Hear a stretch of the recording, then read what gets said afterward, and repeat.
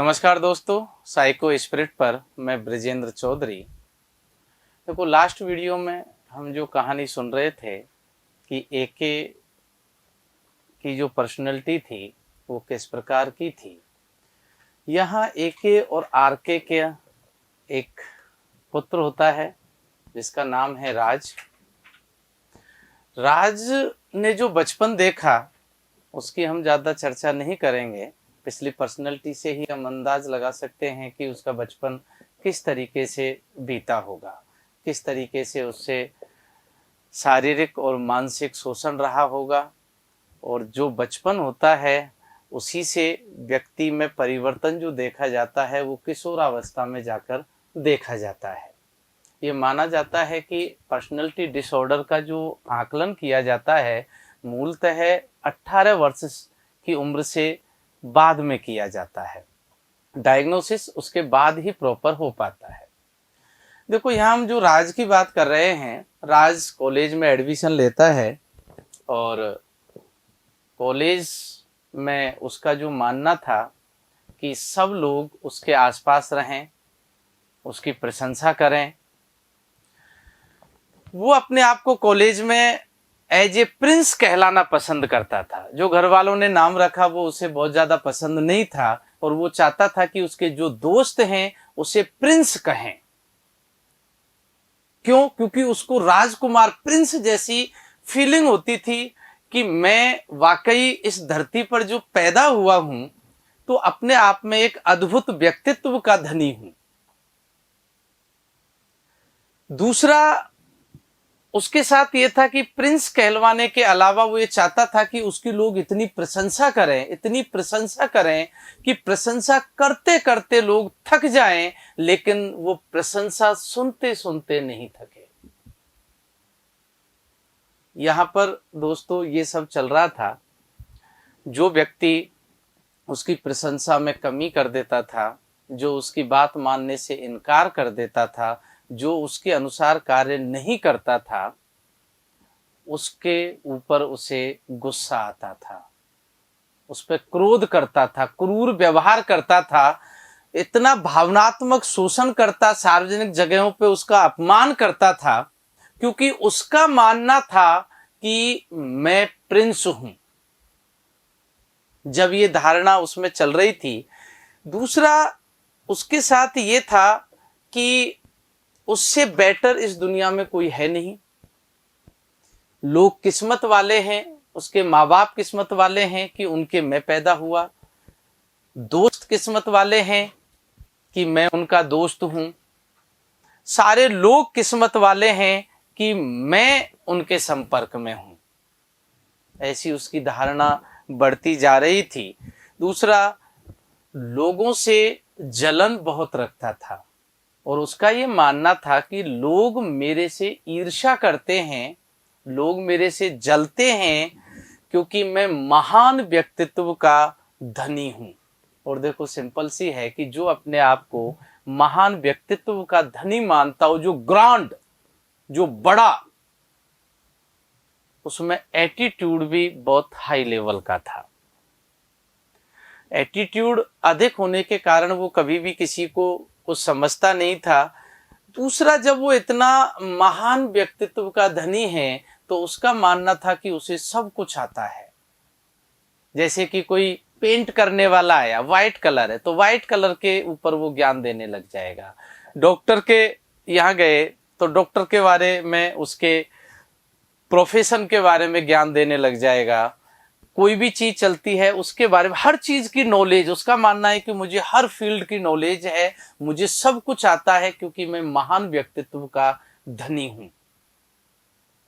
आपको याद होगा कि जब सद्दाम हुसैन राज करता था तो उसने बहुत सारे शहरों में जगह जगह चौराहों पर अपने बुत लगवाए थे, लेकिन उस अहंकार को जब अमेरिकन सेना ने तोड़ा था तो सबसे पहले उन बुतों को गिराया गया था, क्योंकि उसका ये मानना था कि मेरे जैसे व्यक्तित्व के धनी इस दुनिया में कभी कभी पैदा होते हैं, मैं महान व्यक्तित्व हूँ।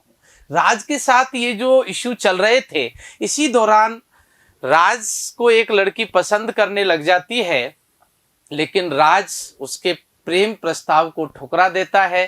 क्यों ठुकरा देता है? क्योंकि राज का मानना था कि मैं अपने से ही प्रेम करता हूं और वो अपने ही प्रेम में धीरे धीरे घिरता हुआ चला जा रहा था।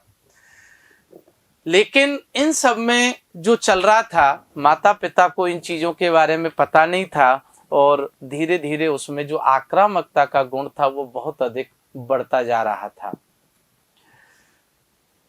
आक्रामकता के कारण दोस्त उसके दूर होते जा रहे थे, उसके साथ कोई भी बात करना पसंद नहीं करता था, लेकिन फिर भी उसका मानना था कि मैं एक बहुत ही महान व्यक्तित्व का धनी हूं। जिंदगी में वो बहुत कुछ करना चाहता था और उसका मानना था कि लोग मेरे से मिलने को तरसेंगे। आज जो तुम मेरे से दूर जा रहे हो, एक दिन तुम तरसोगे कि मेरा जैसा दोस्त आप लोगों के साथ था। देखो, यहाँ सिर्फ मित्रों के साथ ही ऐसा नहीं था, वो अपने माँ बाप से भी इसी तरीके की अपेक्षाएं रखने लग गया था, अपने शिक्षकों से भी इसी तरीके की अपेक्षाएं रखने लग गया था। जहाँ पर वो रहता था वहाँ जब भी कोई उनसे बड़ी उम्र के व्यक्ति उसे कोई सलाह देते थे तो उल्टा उन पर क्रोध करता था। उसका मानना था कि जब मैं इतने बड़े महान व्यक्तित्व का धनी हूँ तो इस दुनिया में मेरे से बड़ा कोई ज्ञानी नहीं है, मुझे सब कुछ आता है, मुझे सब कुछ पता है, क्या चल रहा है क्या नहीं चल रहा है। देखो, बहुत से बड़े बड़े नेताओं में भी ये चीज़ आपने देखी होगी। वैसे ही गुण राज में बहुत ज़्यादा देखने को मिल रहे थे।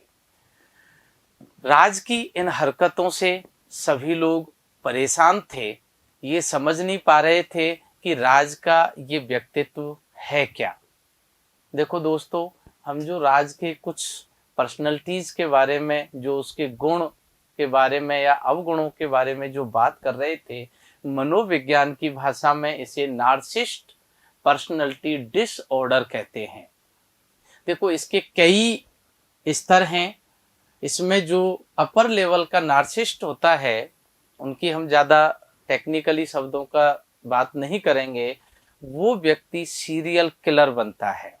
अभी मैं एक 2 दिन पहले सीरीज देख रहा था, दहाड़ करके।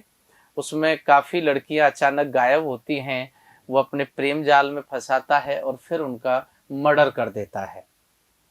तो वो क्या था? वो नार्सिसिस्ट पर्सनैलिटी डिसऑर्डर का शिकार था।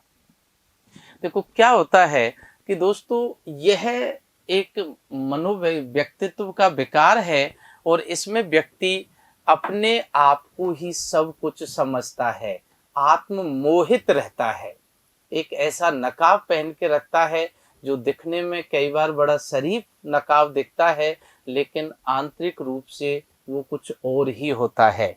ऐसा व्यक्ति दूसरों से निरंतर खुद की प्रशंसा कराना चाहता है और ऐसे व्यक्ति में देखने में आपको आत्मविश्वास बहुत अधिक दिखेगा, लेकिन वास्तविक रूप से यदि उसकी कोई आलोचना करता है तो उसका आत्मविश्वास डगमगा जाता है।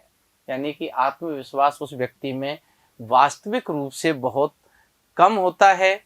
दूसरा, ऐसे व्यक्ति अहंकारी भाव के होते हैं और दूसरे व्यक्तियों का भावनात्मक शोषण करना, उनका अपमान करना, असंवेदनशील होना, ठीक है। और जब व्यक्ति उनकी गलतियां निकालते हैं तो उनके साथ क्रूर व्यवहार करना।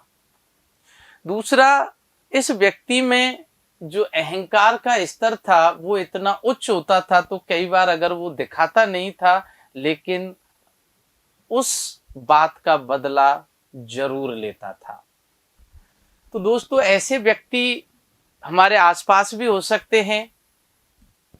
मनोविज्ञान की भाषा में माना गया है कि कुछ सिम्टम्स होते हैं जिनके आधार पर इनकी पहचान की जाती है। जैसे कि हमने कुछ सिम्टम्स देखे कि ऐसा व्यक्ति अपने आप को महान मानता है। दूसरा, ऐसे व्यक्ति की कितनी भी प्रशंसा करो उसे कम लगती है। ये लोगों से ईर्ष्या जलन बहुत अधिक रखता है, एटीट्यूड बहुत अधिक होता है। ये अपने आप को ग्रांड महान समझता है और ये इस कल्पना में रहता है कि मैं एक दिन बहुत बड़े व्यक्तित्व का धनी बनूंगा जिससे लोग मिलने को तरसेंगे। ये कुछ गुण हैं, यदि इनमें से 5 गुण भी मिलते हैं तो कहीं ना कहीं नार्सिसिस्ट पर्सनालिटी डिसऑर्डर का शिकार वो व्यक्ति है। ये व्यक्ति आपका मित्र भी हो सकता है, आपके आसपास कोई ऑफिस का कलीग भी हो सकता है, जहां आप रहते हो वहां भी व्यक्तित्व का ऐसा कोई व्यक्ति हो सकता है, लेकिन मूलतः ऐसा व्यक्तित्व महिलाओं की तुलना में पुरुषों में अधिक देखा जाता है। दूसरे ऐसे व्यक्तित्व की जो मूल पहचान होती है वो 18 वर्ष से अधिक आयु के व्यक्ति में या किशोरावस्था में हम देख सकते हैं, तभी डायग्नोसिस किया जा सकता है। दूसरा, इस तरीके के व्यक्तित्व अगर किसी व्यक्ति में है तो उसे हम मनोवैज्ञानिकों या मनोचिकित्सकों के काउंसलिंग के माध्यम से सही भी कर सकते हैं। इसका मूल कारण होता है कि आपके बचपन में जो आपके साथ परवरिश के दौरान व्यवहार हुआ, या आपके साथ कोई यौन हिंसा हुई हो, या व्यक्ति के साथ बहुत शारीरिक और मानसिक हिंसा घर में हुई हो, ऐसे व्यक्ति आगे चलकर नार्सिसिस्ट पर्सनालिटी डिसऑर्डर का शिकार होते हैं। तो देखो दोस्तों, यदि आपको वीडियो पसंद आए तो शेयर जरूर करें और लोगों तक इस तरीके की सामान्य जानकारी जरूर पहुंचाएं। नमस्कार।